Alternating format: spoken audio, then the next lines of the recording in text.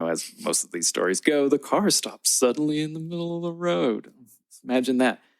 And then what they saw coming from the distance, it was similar in description to the original kind of Braxxie encounter, except for the head was not spade-shaped. They described it as more like a bony lizard head.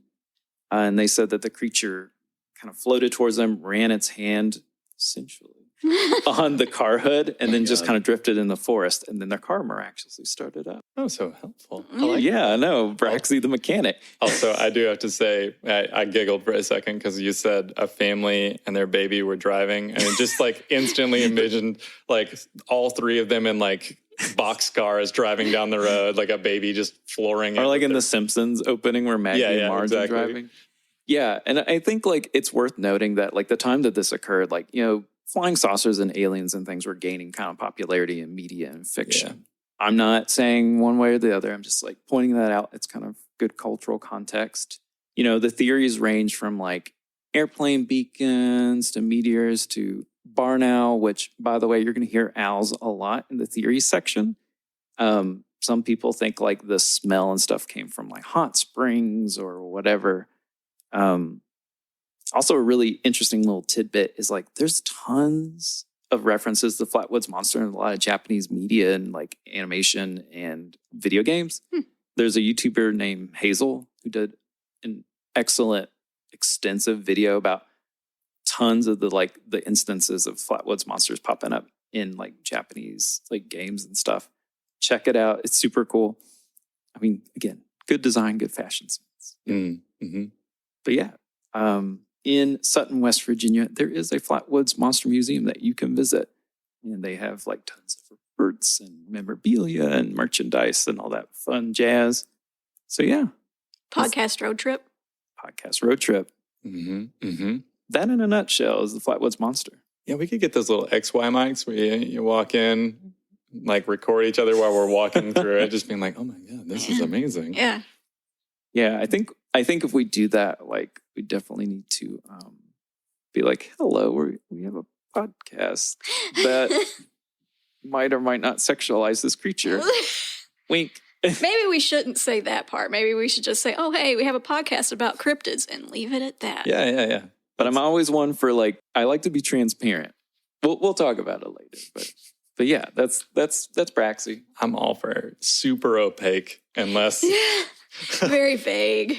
Well, much like a cryptid. That's true. I mean, well, if I'm like out talking to people and it's something that's like considered maybe a touchy topic, kind of like sex or talking thing, I don't give a fuck about that. I'm super transparent. I'm like, yeah, that's cool. But if it's a situation in which I know this person may turn me down for a thing, that sounds like asking them out. That's not what I mean. But a person may be like, no, you can't do that. I will give them the necessary amount of information where I have told them the truth, but I will leave out anything that I'm pretty sure will stop this event from taking place. Yeah. I'm trying to think of an example because now the way I've said it, there's like no way to think of anything other than asking someone out on a date. Yeah, isolate that footage. I'm not saying that. So yeah. Cool. All right. So I like the silver dress. I'm into that. No, yeah, the fashion sense is on point. Yeah. Mm-hmm. Agreed. Yeah, like I think obviously I don't know, Braxxie's gender, but it is nice to kind of have more of a like at least feminine kind of like monster, because I think this happens with like Godzilla movies too. There's not a lot of like women monsters except for Mothra. Yeah. So like Braxxie is kind of like, not like male man, whatever. Yeah. Cis man monster. we shouldn't of the apply absolute gender to a creature that may or may not even give a shit about that. Yeah. Like they might be like, we can throw out days. What even is that? Yeah. Yeah. And like, I forgot to mention this, but anyone don't at me. I know technically that Braxxie is an alien encounter and not a cryptid, but personal favorite. I mean, to be fair, it's the aliens same. fall directly under the category of cryptid. Yeah. We did define it. I mean, they are things that cannot be proven to or not to exist. They are creatures. And under like the literal like Latin root of cryptid is hidden thing, so it's something that you can't find necessarily, or it's perfect. Yeah. I think aliens count. I'm Absolutely.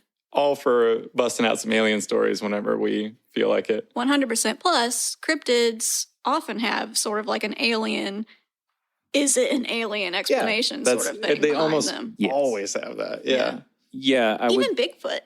Yeah. Sometimes Bigfoot. Yeah. Like, I won't go too much into it because this is a Braxxie centric, but there is one theory about a Bigfoot-like creature that is interdimensional.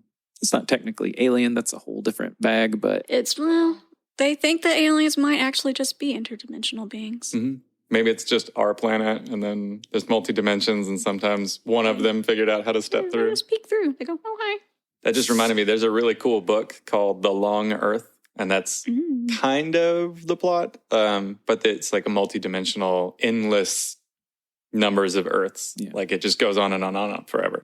And there's reasons why you can't just jump all over the place, but it's a cool book. It's really interesting. That does sound good. Yeah. So if we're going to go ahead, question is, do they fuck though? I mean, and also, do they fuck good? Well, they do. Oh my gosh. So, I attempted to find a Flatwoods monster porn pre-written on the internet because you would think, well, it's got to be a gold mine of Flatwoods monster. Because, you think about cryptids, and Flatwoods monster, or Braxxie, is a very iconic one. Like, you know her when you see her, or they. Yeah. They, them. But, so, I didn't find anything at all anywhere. I know. I looked so long. Like, I looked for hours and hours and hours, like, throughout multiple days.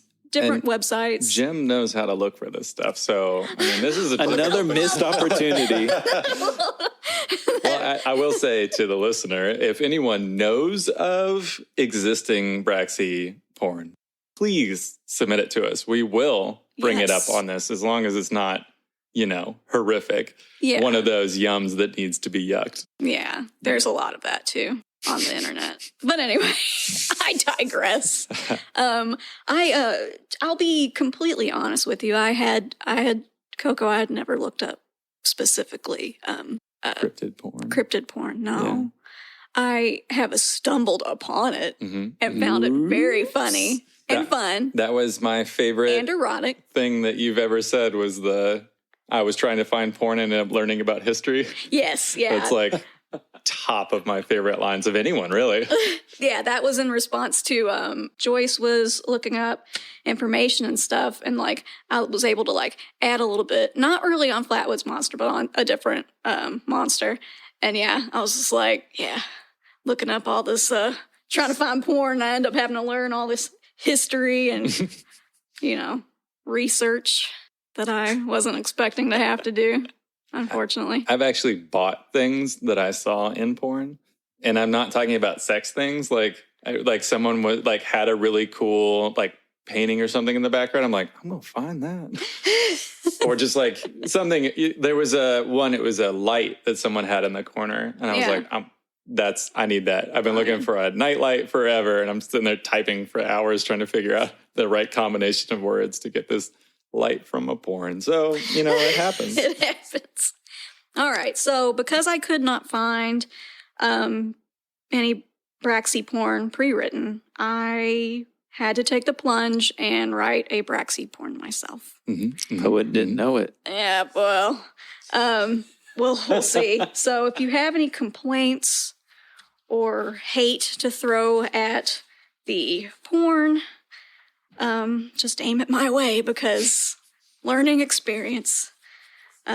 Okay, so I will say, as far as commentary from listener on your porn, one, we do not need any commentary on general writing or writing style. Oh yeah, I don't give a fuck about that, so you can keep it to yourself. But I will say, if anyone sees something problematic, we're always open to addressing that kind of stuff and making sure that we keep this as openly friendly for everyone as best we can. Yeah, and also there are going to be definitely some kinks and fetishes that are displayed in the porn that we read that might not